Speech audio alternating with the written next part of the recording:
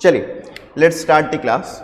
सो students, हम लोग क्या चैप्टर पढ़ रहे थे? We were reading accounting question. इस अकाउंटिंग क्वेश्चन के चैप्टर में मैंने आप लोगों को कल कुछ होमवर्क्स दिए थे। आइए पहले उस होमवर्क्स को पहले डिस्कस कर लेते हैं, फिर जल्दी से हम लोग आगे बढ़ेंगे। जो लोग भी नई क्लास ज्वाइन किए मेरी, थोड़ा सा पेशेंस बना करके रखेंगे, आपको भी पूरी चीज़ें फिर समझ में आएंगी। थोड़ा हो सकता है कि टाइम लगे। अकाउंटिंग इक्वेशन क्या होता है? आपने देखा अकाउंटिंग इक्वेशन होता है assets is equal to liabilities plus capital. ठीक है, अब यहाँ पर हम लोगों ने काम करना स्टार्ट किया था। Question two B started business with cash rupees 1,20,000। तो आप यहाँ पर क्या करोगे? आप यहाँ पर कैश में प्लस करोगे, आप यहाँ पर कैश में प्लस करोगे 2 लाख और कैपिटल में भी प्लस करोगे 2 लाख।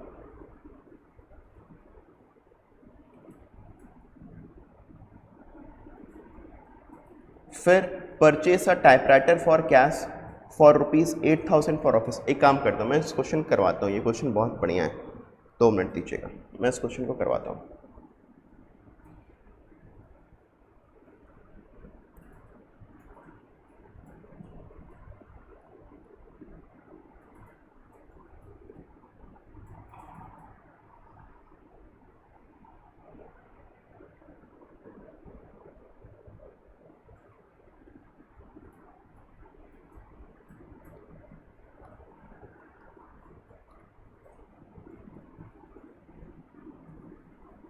पहला ट्रांजैक्शन हमारा था क्या?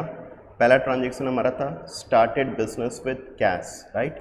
सो यहाँ पर एक तो हमारे लिए एसेट आया कैश और एक कैपिटल में प्लस होगा यहाँ पर, राइट। कितना रुपया प्लस होगा? कैश में आपका प्लस होगा 1,20,000 और कैपिटल में भी आपका प्लस होगा 1,20,000।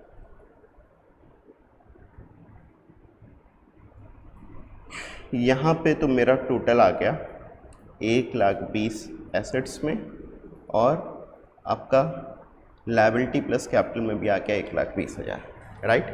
अब यहाँ पर देखो आपको नेक्स्ट पॉइंट क्या दिया हुआ है? आपको नेक्स्ट पॉइंट यहाँ पर दिया हुआ था purchase a typewriter for cash for rupees 8,000 for office use. तो हम लोगों ने एक टाइपराइटर खरीदा कैश में 8,000 रुपये का ऑफिस पर्पस से, ऑफिस यूज़ के लिए। तो टाइपराइटर मेरे लिए क्या होगा? ध्यान समझिएगा students, typewriter will be an asset for me. Typewriter क्या होता है? जैसे आज की डेट में हमारे पास में कंप्यूटर है, लैपटॉप्स है, वो एक मेरे लिए एसेट है। तो पहले हमारे पास में एसेट के रूप में क्या होता था? पहले हमारे पास में एसेट के रूप में होता था टाइपराइटर। पहले हमारे पास में एसेट के रूप में होता था टाइपराइटर। तो अब बेसिकली हम लोग क्या करेंगे? एसेट्स में क्या करेंगे? एसेट्स में हम लोग टाइपराइटर ऐड करेंगे।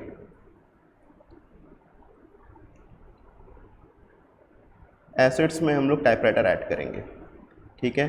टाइपराइटर में हम लोग 8,000 रुपये ऐड करेंगे और कैश में से हम लोग 8,000 रुपये माइनस करेंगे। मेरी बात को बहुत ध्यान से समझिएगा। हम लोग अब कैश में ऐड करेंगे कितना?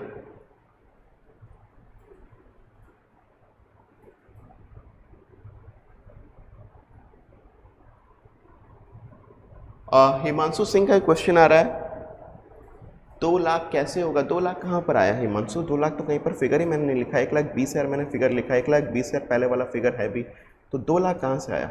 अच्छा, ये आप लोग यहाँ पर कह रहे हैं क्या? अच्छा ठीक है, सॉरी गलत लिखा गया था, 1,20,000 होगा। परफेक्ट, ध्यान नहीं दिया था वहाँ पर, ठीक है। तो अब ध्यान से देखो, purchase a typewriter for cash for rupees 8,000 for office use. तो मैं फिर समझा रहा हूँ, हम लोगों ने एक एसेट में टाइपराइटर ऐड किया 8,000 रुपये और कैश में से माइनस किया 8,000 रुपये।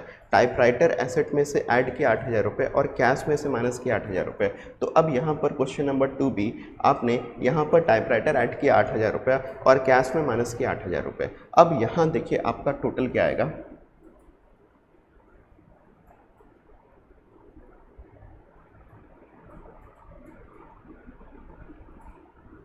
1,12,000 रुपये ये आया, 8,000 रुपये आपका टाइपराइटर का आया और कैपिटल का आया 1,20,000 रुपये। तो बेसिकली यहाँ पर कैश में मेरा आया, हमने 1,20,000 में से 8,000 माइनस किया 1,12,000। टाइपराइटर में हमने ऐड किया 8,000 रुपये, क्योंकि टाइपराइटर भी मेरे लिए क्या एक तरीके से एसेट है। कैश में से 8,000 रुपये का एसेट मेरा माइनस हुआ और कैपिटल में आया मेरा 1,20,000 रुपये। अब यहाँ पर टोटल आया मेरा थर्ड। अब ध्यान से देखिए,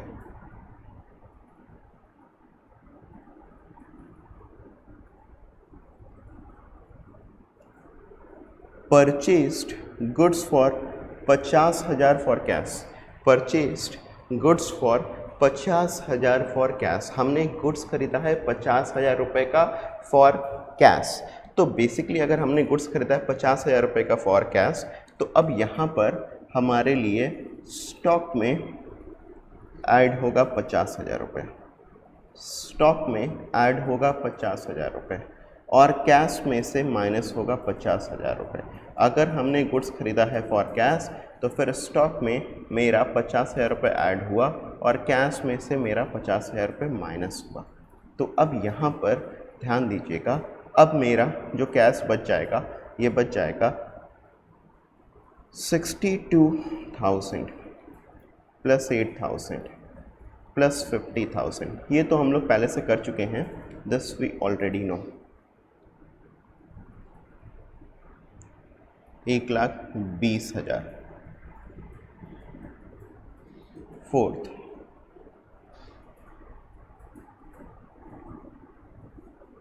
ठीक है, फिर ध्यान से देखिएगा, नेक्स्ट पॉइंट हमारा है परचेज गुड्स फॉर ₹40,000 रुपये ऑन क्रेडिट। हमने गुड्स खरीदा तो क्या क्या चीज़ें मेरे लिए ऐड होंगी, ये सब चीज़ें हम लोग सीख चुके हैं, इसलिए मैं बहुत ज़्यादा टाइम इन सब चीज़ों पर इन्वेस्ट नहीं कर रहा हूँ students. Purchase goods for ₹40,000 on credit, तो हमने गुड्स खरीदा है 40,000 रुपये का क्रेडिट पर। तो क्रेडिट पर जब गुड्स खरीदेंगे तो एक तो मेरे स्टॉक में ऐड होगा 40,000 रुपये और एक मेरे क्रेडिटर्स में ऐड होगा 40,000 रुपये। स्टॉक में भी ऐड होगा 40,000 और क्रेडिटर्स में भी ऐड हुआ 40,000।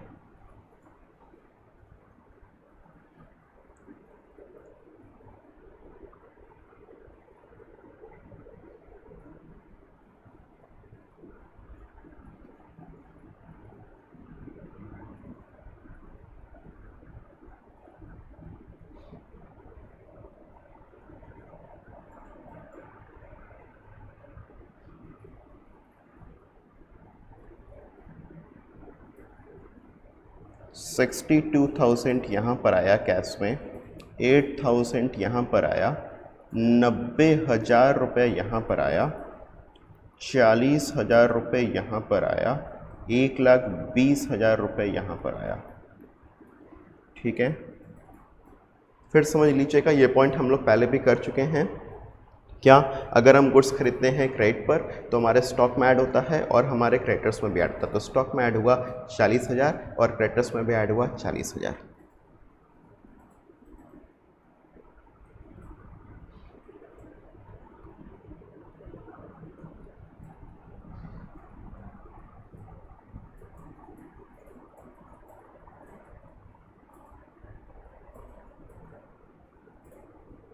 नेक्स्ट है goods costing 60,000 sold for 80,000 on credit.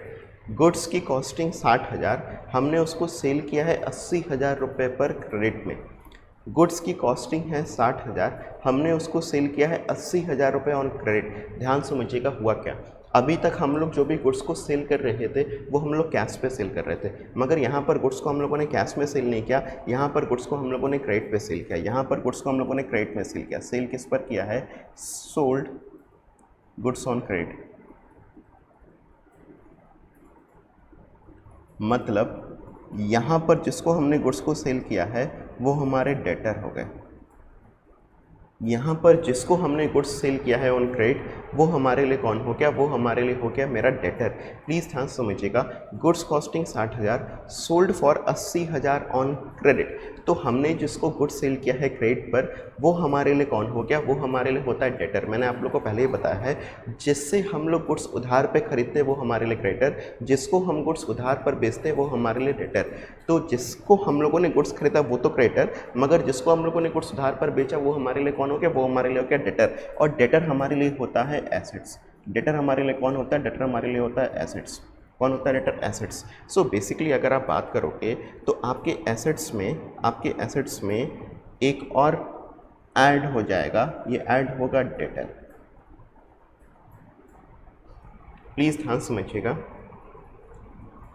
हमारे पास अगर गुड्स है 60,000 रुपये का, इसको हम लोगों ने सेल किया 80,000 रुपये का क्रेडिट पर, तो जब हम गुड्स को सेल करेंगे क्रेडिट पर तो फिर कौन इफेक्ट होगा, डेटर इफेक्ट होगा, जो कि हमारे एसेट्स में ऐड होगा।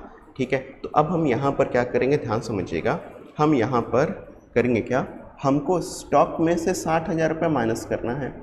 ठीक है, नॉर्मली हम लोग सामान क्रेडिट पर बेचते हैं तो फिर हमारा नॉर्मली हम लोग सामान कैश पर बेचते हैं तो फिर हम कैश में अपने 80,000 ऐड करते हैं, मगर यहाँ पर हम लोग कैश में ऐड नहीं करेंगे, यहाँ पर हम लोग डेटर में ऐड करेंगे अपने 80,000 रुपये, डेटर में ऐड करेंगे 80,000 रुपये।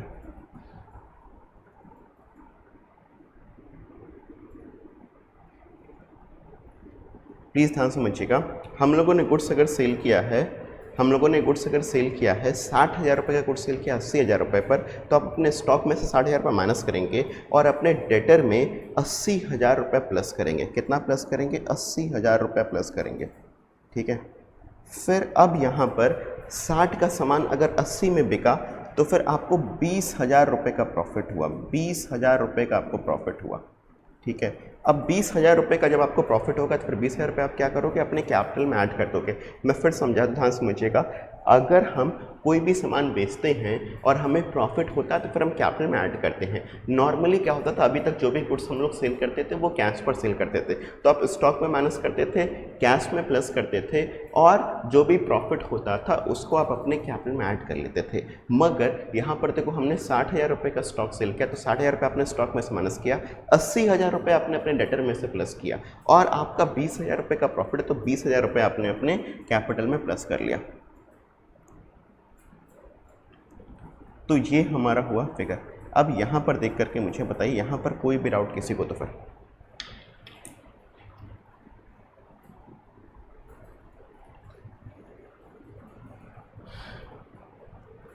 क्लासेस इसी टाइम पर चलती है संतोष हमारे यहाँ पर,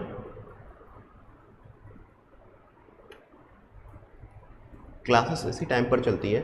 any problem in this topic, any problem in this point, point number 5, कोई भी प्रॉब्लम आपको तो फिर बताइए। एनीवन एल्स, किसी और को प्रॉब्लम कोई?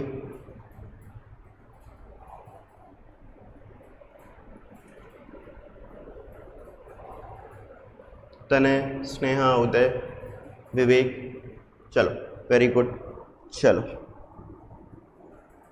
तो यहाँ पर आया हमारा टोटल 62,000, 8,000,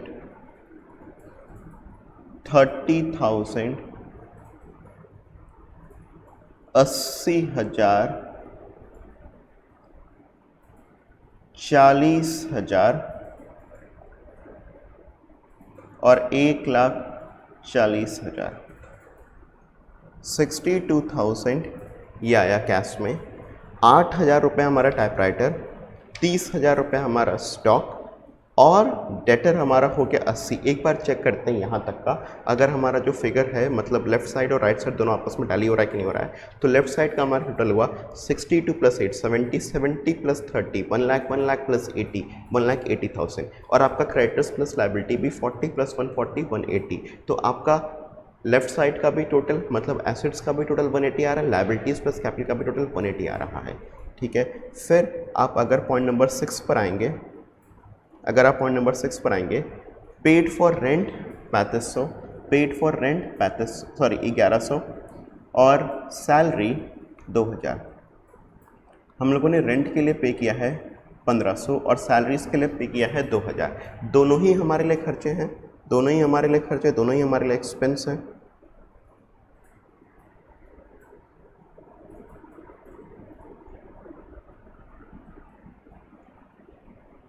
आपने रेंट का भी माइनस कर दिया यहाँ से कैश में से, और रेंट का भी माइनस कर दिया, सैलरी का भी माइनस कर दिया, दोनों का ही आपने माइनस कर दिया। आप लोग देखोगे मैंने इसको 6 से 6 भी करके लिखा है, क्योंकि 2 ट्रांजेक्शन से हम इसका दोनों के अलग अलग इफेक्ट को दिखाना चाहते थे।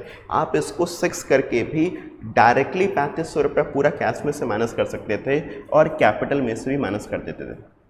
मैं फिर से आप लोग को बता दूं, मैंने आप लोग को बताया है एक्सपेंस के समय हम लोग क्या करते हैं, एक्सपेंस के समय हम लोग कैश में से ही माइनस करते हैं और कैपिटल में से माइनस करते हैं। एक्सपेंस के लिए हम लोग क्या करते हैं, कैश में से ही माइनस करते हैं और कैपिटल में से ही माइनस करते हैं। तो बेसिकली हमारा एक्सपेंस हुआ है रेंट का भी और सैलरी का भी 1500 और 2000। तो आपने इसको किस में से माइनस किया, आपने इसको कैश में से ही माइनस किया और आपने इसको कैपिटल में से माइनस किया। आपने रेंट को जो है ये 1500 रुपये के, आपने इसको कैश में से ही माइनस किया और आप इसको कैपिटल में से ही माइनस करोगे। आपने सैलरीज को भी कैश में से माइनस किया और इसको कैपिटल में से ही माइनस करोगे। मैंने कहा आप दोनों के फिगर को ऐड करके 3500 रुपये को आप कैश में से ही माइनस कर सकते थे और आप कैश को जो है वो कैपिटल में से भी माइनस कर सकते थे। दोनों चीज़ों को आप ऐड करके भी माइनस कर सकते थे।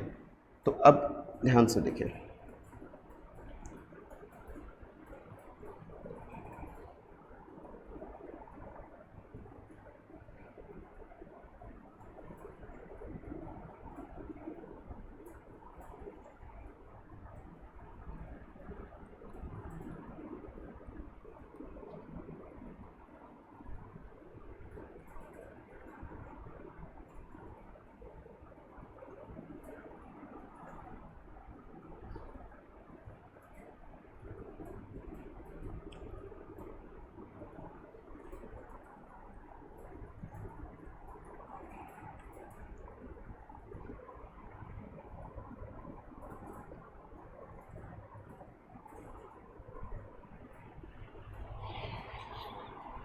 यहाँ पर बताइए कोई भी डाउट, तो फिर रेंट और सैलरीज के पॉइंट में कोई भी डाउट किसी भी स्टूडेंट को, तो फिर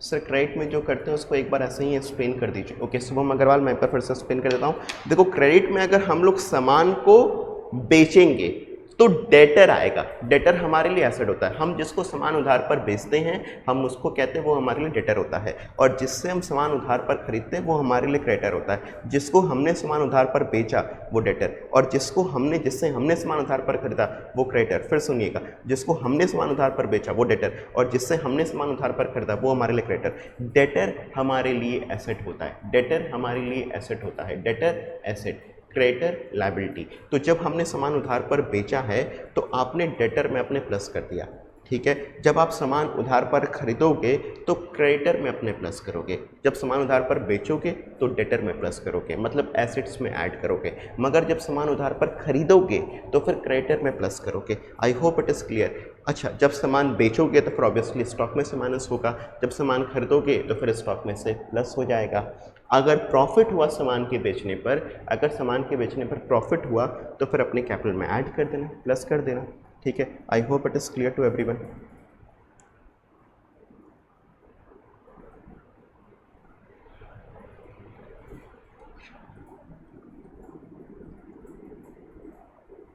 received 800 for commission, 800 for commission. हमको 800 रुपये मिला कमीशन के लिए हमको 800 रुपीज़ मिला कमीशन के लिए। तो कमीशन जब हमको मिलता है तो फिर एक तो हम अपने कैश में प्लस करेंगे। कमीशन जब हमको मिलेगा हम एक तो अपने कैश में प्लस करेंगे और साथ साथ में हम अपने कैपिटल में भी प्लस करेंगे। Rupees 800 received for commission. तो हमको जब कमीशन जब रिसीव होगा तो फिर हम अपने कैश में प्लस करेंगे और अपने कैपिटल में प्लस करेंगे। कहाँ कहाँ पर प्लस करेंगे? कैश में और कैपिटल में, ठीक है। तो अब यहाँ पर ध्यान समझिएगा, मैंने पहले ही बताया था अगर हमको पैसा मिलेगा तो वो हमारे कैश में तो प्लस होगा ही होगा। कमीशन हम लोग पे भी कर सकते हैं, रिसीव भी कर सकते हैं। अगर आप कमीशन पे करते हैं तो फिर वो आपके लिए एक्सपेंस, मगर कमीशन अगर आप रिसीव करते हैं तो फिर वो आपके लिए इनकम हुआ। तो आप अपने कैपिटल में यहाँ पर उसको प्लस करोगे।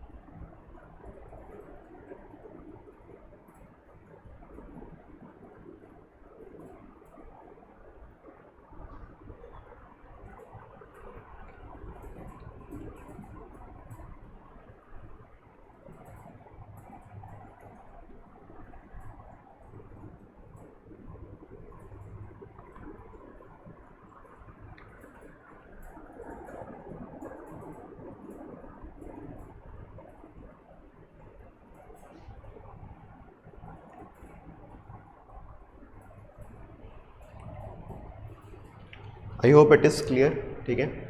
और फिर कहाँ गया, point number 8, last point, withdrew for private use 5,000 in cash. तो हम लोगों ने प्राइवेट यूज़ 5,000 इन कैश आपने किया, तो ये आपके लिए ड्राइंग है। क्या करोगे आप इसको बेसिकली अपने कैश में से माइनस करोगे। याद है ड्राइंग्स कल हम लोगों ने पढ़ा था, कैश में से माइनस कर दिया।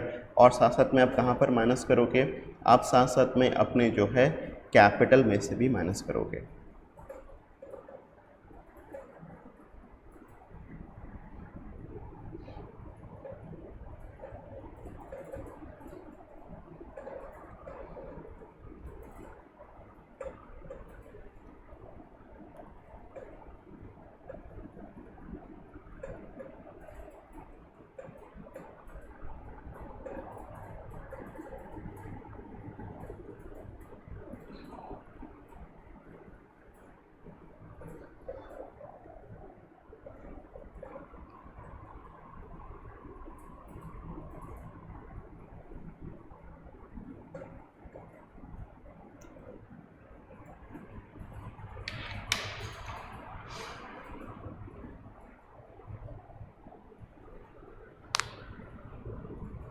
क्वेश्चन नंबर 2B, ये मुझे बताइए point number 8, withdrew for personal use 5,000 आपने कैश में से माइनस किया और आपने कैपिटल में से ही माइनस किया, ठीक है। I hope it is clear to everyone, यहाँ तक के पॉइंट्स में किसी को भी दिक्कत नहीं आएगी। मैं बैलेंस शीट नहीं बनवा रहा, मगर बैलेंस शीट मैंने कल क्लास में बनवाया था। आप बैलेंस शीट में क्या करोगे, एसेट साइड में लिख देना cash 54,300, typewriter 8,000, stock 30,000, debtor 80,000, liabilities में लिख देना क्रेडिटर्स 40,000, कैपिटल 1,32,300, ठीक है। ये आपका एसेट्स और लाइबिलिटीज़ प्लस कैपिटल का आपका टोटल हो जाएगा। अच्छा, एक बात और गौर करिएगा, एक बात और ध्यान दीजिएगा, यहाँ पर एक बार टोटलिंग कंप्लीट कर लेते हैं। 54,300 plus 8,000 is 62,300 plus 30,000 is 92,300 plus 80,000 is 1,72,300 और लाइबिलिटीज़ प्लस कैपिटल का भी आपका जो टोटल आ रहा है वो भी आपका 172,300 आ रहा है। Question number 2B, balance sheet अब आप लोग बना लीजिएगा। बैलेंस शीट में डिस्कस नहीं करने वाला, बैलेंस शीट आप लोग खुद से करेंगे। Question number 2B, I hope it is clear to everyone. Let me come to another homework question that I have given you. Question number 3, I have given you homework question number 3, इसको भी जल्दी से हम लोग कर लेते हैं। Question number 3 homework में मैंने आपको दिया था।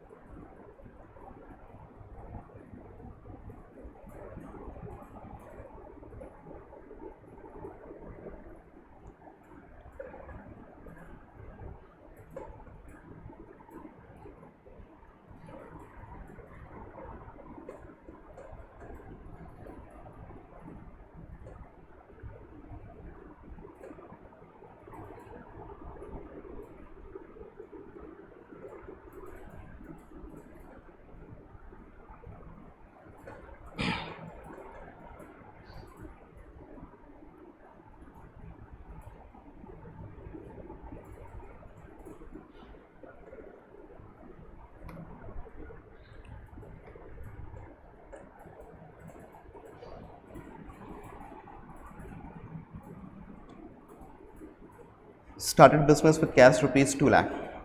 तो अब यहाँ पर 2 लाख रुपया मेरा बिजनेस स्टार्ट हुआ विद कैश।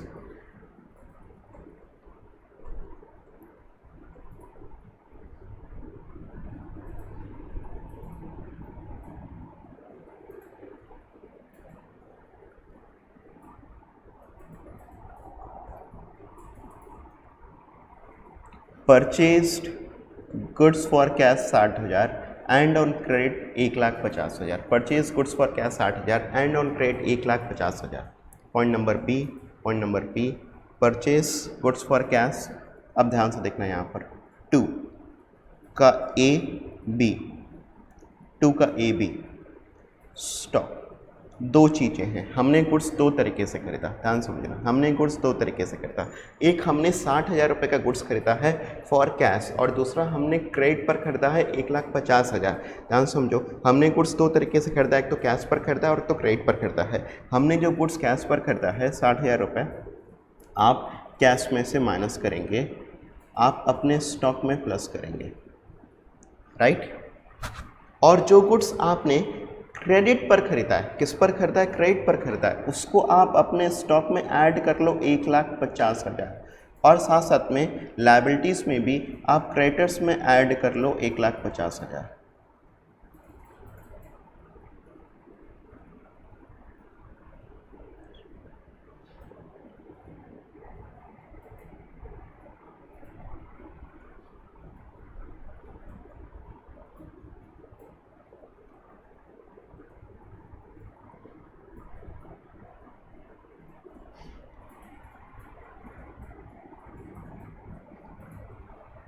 ध्यान सुनिएगा क्या हुआ यहाँ पर, मैंने गुड्स 60,000 रुपये का कैश पर खरीदा, तो मैंने कैश में से 60,000 माइनस कर दिया और स्टॉक में 60,000 प्लस कर दिया।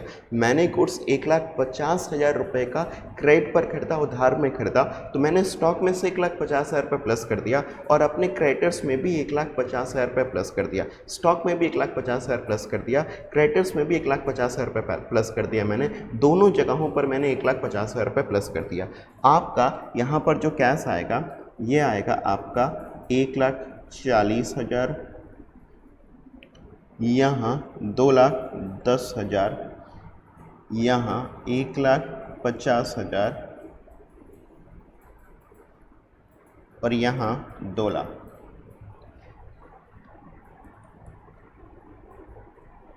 ठीक है, हमने गुड्स को दो तरीके से खरीदा, 60,000 रुपये कैश में खरीदा तो 60,000 रुपये कैश में से माइनस और स्टॉक में प्लस। आपने 1,50,000 रुपये का गुड्स जो है वो क्रेडिट पर खरीदा है, तो फिर स्टॉक में 1,50,000 रुपये प्लस और क्रेडिटर्स में 1,50,000 रुपये, वो भी वहाँ पर भी प्लस हो गया। तो अब आपका कैश हो गया 1,40,000, स्टॉक हो गया 2,10,000, क्रेडिटर्स आ गया आपका 1,50,000 और कैपिटल आ गया आपका 2 लाख रुपये। कैपिटल आपका 2 लाख का 2 लाख ही रह गया। I hope this point is clear to everyone.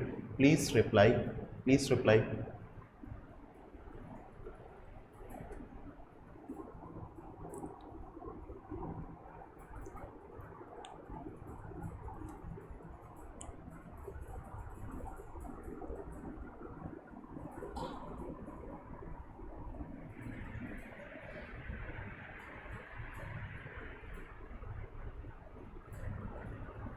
चलो परफेक्ट, फिर पॉइंट नंबर 3 पर आते हैं।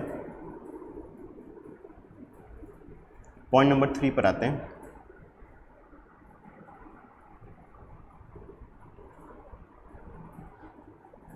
पॉइंट नंबर 3 है हमारा,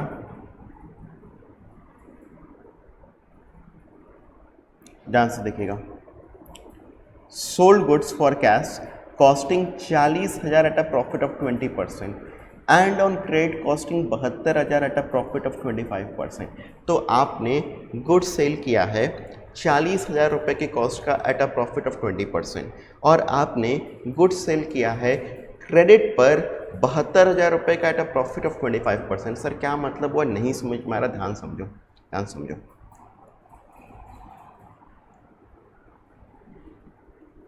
हमने 2 बार गुड सेल किए हैं। एक आपने गुड सेल किया जिसकी कॉस्ट है 40,000, इस पर आपका प्रॉफिट है 20%, तो 40,000 का 20% 8,000, और आपका जो यहाँ पर सेल्स प्राइस है ये है 48,000, और ये आपने जो सेल किया है ये आपने सेल किया है फॉर कैश, राइट। अब जो हमारा गुड्स है दूसरा गुड्स, ये इसकी कॉस्टिंग है 72,000,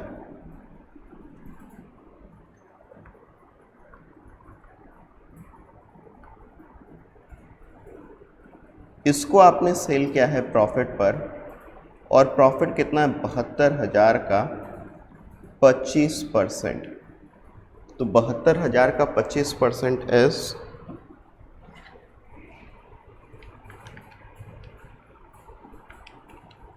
18,000।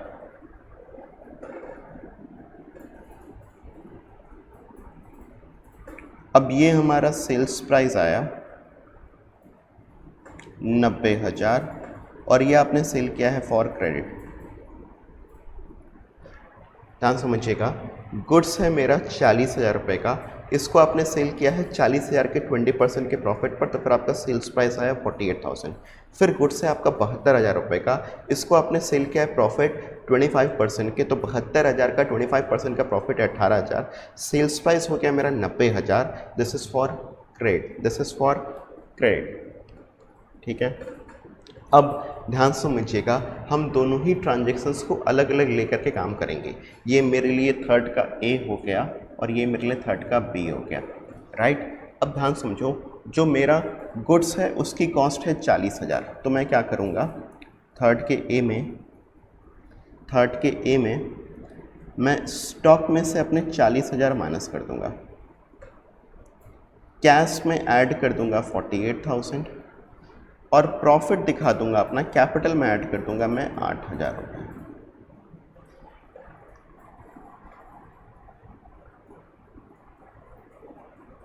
राइट, एक बार देखो ध्यान से, ये थर्ड का ए, गुड्स की कॉस्ट थी 40,000, प्रॉफिट था 40,000 का 20% 8,000, मेरा सेल्स प्राइस हो गया 48,000 फॉर कैश। तो मैंने यहाँ पर क्या किया, अपना कैश में 48,000 ऐड किया, स्टॉक में से 40,000 माइनस किया और मेरा जो प्रॉफिट था 8,000 रुपये, उसको मैंने कैपिटल में अपने प्लस कर लिया। फिर थ्री का बी ध्यान से देखिएगा, गुड्स है मेरा जिसकी कॉस्टिंग है 72,000, 72,000, प्रॉफिट है 72,000 का 25%, 72,000 का 25% 18,000 और मेरा सेल्स प्राइस आ रहा है 90,000। This is for credit, this is for credit. अब देखो यहाँ पर हम लोग क्या करेंगे, हम लोग अपने स्टॉक में से 72,000 माइनस करेंगे। स्टॉक में से हमने 72,000 माइनस किया, डेटर में मैंने प्लस किया 90,000 और मेरा प्रॉफिट कितना है, मेरा प्रॉफिट है 18,000 रुपये का, यहाँ पर मैंने प्लस कर लिया।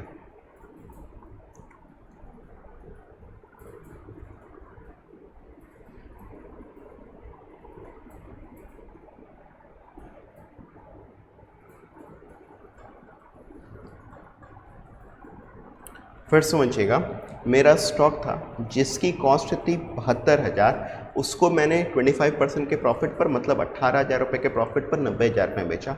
मगर बेचा कैसे, बेचा है क्रेडिट पर, जिसको हम लोग क्रेडिट पर बेचते हैं उसको हम लोग क्या कहते हैं, उसको हम लोग कहते हैं डेटर। तो मैंने यहाँ पर अपने डेटर में 90,000 रुपये प्लस कर दिया, स्टॉक में से 72,000 रुपये माइनस कर दिया और कैपिटल में अपने 18,000 रुपये मैंने यहाँ पर प्लस कर दिया। I hope it is clear to everyone. अब ध्यान से देखो, यहाँ पर मेरा आ रहा है 188,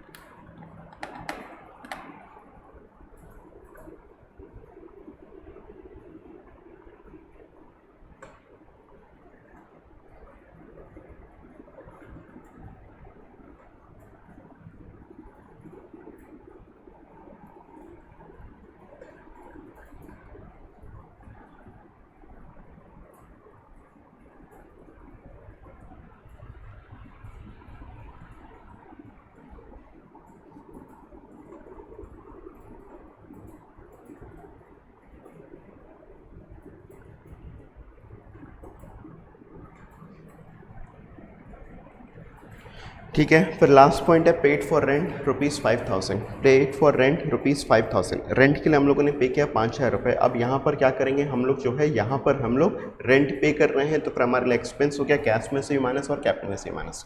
सो कैश में से ही माइनस और कैपिटल में से भी माइनस, कैश में से 5,000 रुपये माइनस और कैपिटल में से भी 5,000 रुपये माइनस।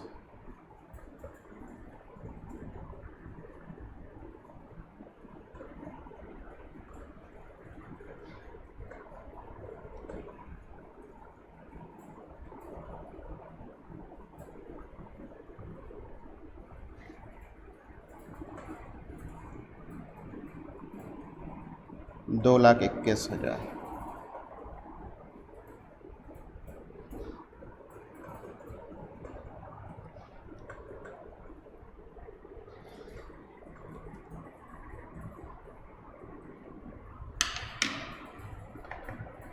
तो यहाँ पर 1,83,000 प्लस 98,000 प्लस 90,000, ये मेरा एसेट्स का टोटल आ रहा है 3,71,000 और मेरे लाइबिलिटीज़ प्लस कैपिटल का भी टोटल आ रहा है 3,71,000। I hope question number 3 is done. Question number 3 आप लोग इसको रोक करके इसका स्क्रीनशॉट जरूर से ले लिया करें, स्क्रीनशॉट जरूर से ले लिया करें। लिखने का प्रोसेस बाद में क्या करिए, लिखने का काम बाद में क्या करिए, पहले सुनने का काम क्या करिए। जब भी कोई क्वेश्चन ओवर होता है मैं उस क्वेश्चन के बाद में कुछ सेकेंड्स रुक जाता हूं। तो आप लोग जब भी मैं क्वेश्चंस में रुकूँगा, आपके पास में अगर आप लैपटॉप से कर रहे हो तो फिर अपने मोबाइल फ़ोन से उसका जो है स्क्रीनशॉट ले लें। अगर आप अपना मोबाइल फ़ोन यूज़ करें तो मोबाइल फ़ोन में तो बहुत ही ईजी प्रोसेस होता है स्क्रीनशॉट लेने का। आप लोग स्क्रीनशॉट ले लिया करें ताकि बाद में आप लोग जो है क्लास के बाद में आप लोग जो है नोट्स कंप्लीट अपना कर लें। एक बात और, आप लोग अकाउंट्स के लिए एक सेपरेट अपनी नोट्स की कॉपी जरूर से मेंटेन करिएगा। अकाउंट्स के लिए एक सेपरेट नोट्स की कॉपी जरूर से मेंटेन करिएगा। वहाँ पर आप हर क्वेश्चंस को नोट करिएगा। आप लोगों को मैं एक हैबिट अपनी बता दूं, मैं हर क्वेश्चंस आप लोगों को करवाता हूँ, तो मैं भी रिक्वेस्ट करता हूँ आप लोगों से कि आप लोग अपनी एक अलग से कॉपी एक मेंटेन कर लें ताकि आप लोग वहाँ पर हर क्वेश्चंस को नोट डाउन कर सकें। राइट, सो ये बहुत ही इंपॉर्टेंट है, ये ध्यान दीजिएगा स्टूडेंट्स, ये ध्यान दीजिएगा। एक कॉपी सेपरेट होनी चाहिए आपके पास में जिसको आप अकाउंट्स के लिए ही पर्टिकुलरली यूज़ करें। उसमें अकाउंट्स, बिजनेस स्टडीज, इकोनॉमिक्स सब मिक्स मत कर दीजिएगा, सिर्फ अकाउंट्स के लिए कॉपी रखिएगा, ठीक है। चलो आओ नेक्स्ट क्वेश्चन पर आते हैं। क्वेश्चन नंबर 5 ध्यान से देखिए। क्वेश्चन नंबर 5,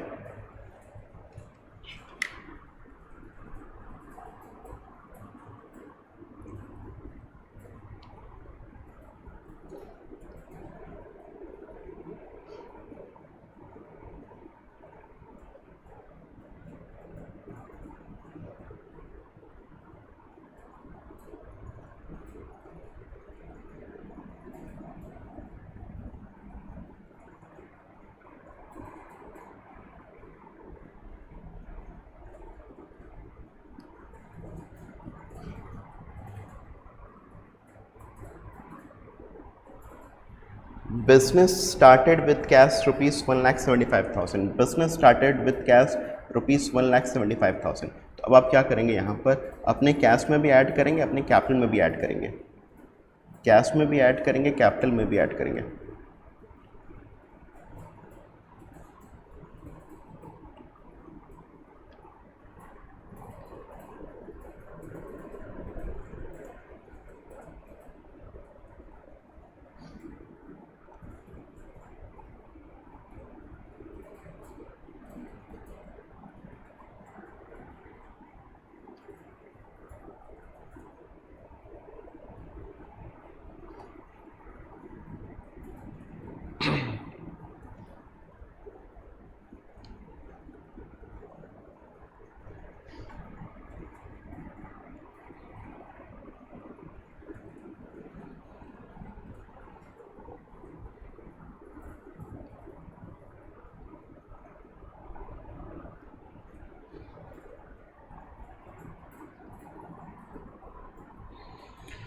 फिर परचेज गुड्स फ्रॉम रोहित ₹50,000। तो 50,000 रुपये गुड्स हम लोगों ने खरीदा रोहित से। अब यहाँ पर एक बात ध्यान दीजिएगा, this is a new point, this is a fairly new point, ध्यान से मेरी बात को समझिएगा। आपको यहाँ पर लिखा हुआ है परचेज गुड्स फ्रॉम रोहित 50,000। अच्छा, question number 5B, question number 5B ध्यान से देखिएगा। आपको ये लिखा हुआ है कि आपने गुड्स खरीदा है रोहित से। क्या ये बात क्वेश्चन में स्पेसिफाई किया है आपको 5B में, क्या ये बात स्पेसिफाइड किया है कि whether goods are purchased for cash और क्रेडिट? क्या आपको ये बात स्पेसिफाई कहीं पर भी क्वेश्चन में किया है कि आपने गुड्स को कैश पर खरीदा या क्रेडिट पर खरीदा है?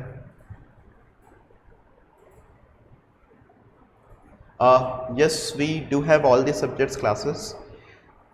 Most probably नेक्स्ट वीक से या कल या परसों से जो है will start with another subject classes as well. We have all the 3 subject classes Shubham, please don't worry for that. ठीक है, पहले मेरे सवाल का जवाब दीजिए, क्या आपको ये दिया हुआ है कि whether goods are purchase for cash और ऑन क्रेडिट? क्या आपको ये बात बताया है? सबसे पहले ये बताइए, क्या आपको ये बताया कि आपने गुड्स को कैश पर खरीदा या क्रेडिट पर खरीदा? हमने गुड्स को खरीदा है रोहित से, कैसे खरीदा ये नहीं बताया। मैंने गुड्स खरीदा रोहित से, मगर कैसे रोहित से खरीदा? हम गुड्स को रोहित से कैश पर भी खरीद सकते हैं, गुड्स को रोहित से क्रेडिट पर भी खरीद सकते हैं। हमने गुड्स खरीदा है तो कैसे खरीदा है? कैश पर खरीदा कि क्रेडिट पर खरीदा? ये बात बताइए प्लीज़। क्या ये बात आपको कहीं पर भी क्वेश्चन में स्पेसिफाइड है कि गुड्स हम लोगों ने कैसे खरीदा है, कैश पर खरीदा है, क्रेडिट पर खरीदा है? जब ये बात स्पेसिफाइड नहीं होता तो हम कुछ भी एस्यूम कर सकते हैं। प्लीज़ ध्यान से मेरी बात को समझिएगा, जब ये बात स्पेसिफाइड नहीं होता हम कुछ भी एस्यूम कर सकते हैं। हम ये बात भी एस्यूम कर सकते हैं कि हमने गुड्स को कैश पर खरीदा है, हम ये बात भी एस्यूम कर सकते हैं कि हमने गुड्स को क्रेडिट पर खरीदा है। मैं फिर से रिपीट करूं, जब ये बात आपको स्पेसिफाइड नहीं कि आपने गुड्स को कैश पर खरीदा या क्रेडिट पर खरीदा है, we can assume anything, we can assume anything. हम ये भी एस्यूम कर सकते हैं कि हमने गुड्स को क्रेडिट पर खरीदा है, हम ये भी एस्यूम कर सकते हैं कि हमने गुड्स को कैश पर खरीदा है। बोथ आर करेक्ट, मगर स्टैंडर्ड एजम्पशन ये है, स्टैंडर्ड एजम्पशन ये है कि हम लोग ये माने कि हम गुड्स को क्रेडिट पर खरीदते हैं, हम गुड्स को क्रेडिट पर खरीदते हैं। प्लीज़ ध्यान से मेरी बात को समझिएगा, मैं क्या कह रहा हूँ ध्यान से समझिए। जब भी आपको ये लिखा हो कि आपने गुड्स को खरीदा है और किससे खरीदा उसका नाम दिया हो, प्लीज़ मैं बहुत आराम से बात को लिख रहा हूँ, इस बात को आप लोगों को इम्पॉर्टेंट नोट करके नोट करना है अलग से। ठीक है, this is a very important note, you have to note it separately, you have to note this term separately. जब भी आपको ये बात स्पेसिफाइड हो कि गुड्स आर परचेस्ड, आपको ये लिखा हो गुड्स आर परचेस्ड और ये भी लिखा हो name of person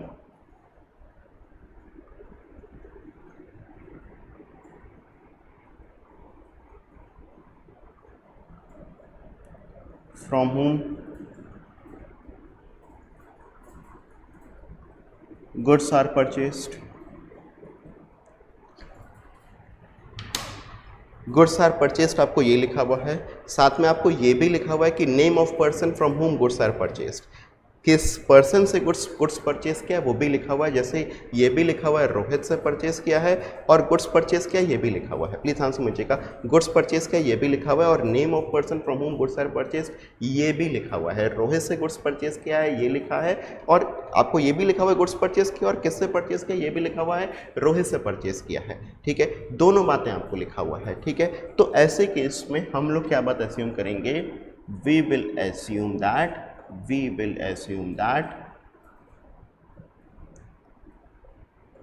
goods are purchased on credit।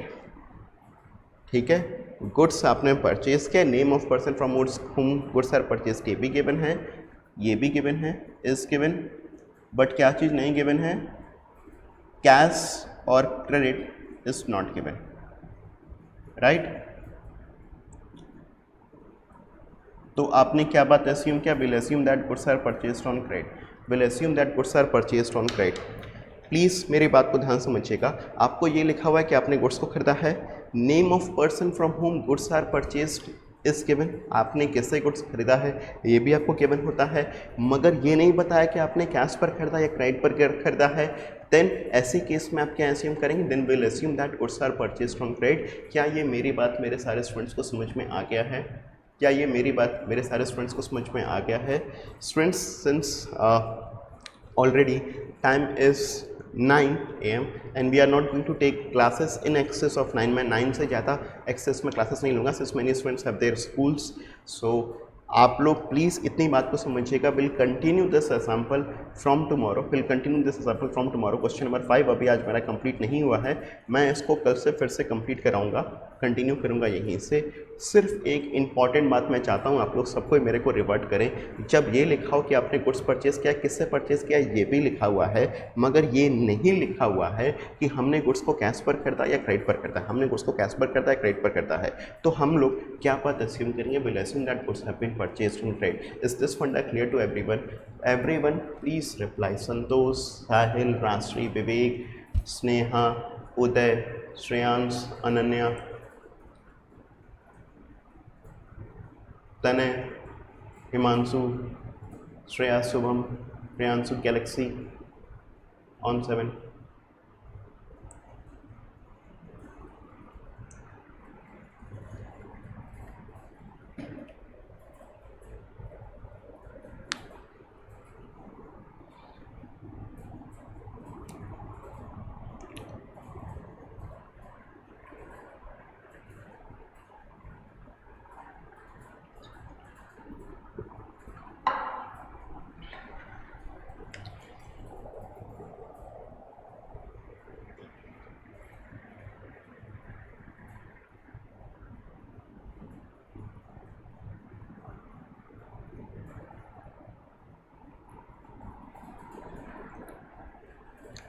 तो चलिए आज क्लास पर यहीं तक करते हैं. Will complete this question tomorrow. ठीक है. Will also have all the subjects classes. Students, you will get the schedule very soon. So bye bye, take care.